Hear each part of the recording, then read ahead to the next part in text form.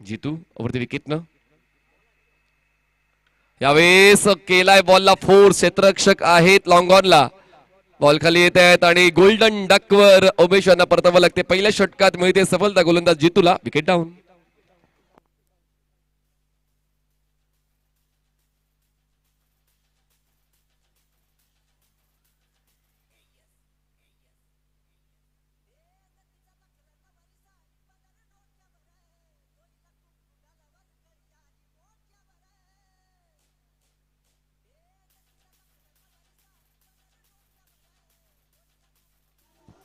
चांगला झेल टिपलेला आहे आणि ताकद होती या स्ट्रोक मध्ये, त्याच कुठलंच जुमत नाहीये आणि फलंदाज देखील धष्टपुष्ट आहे.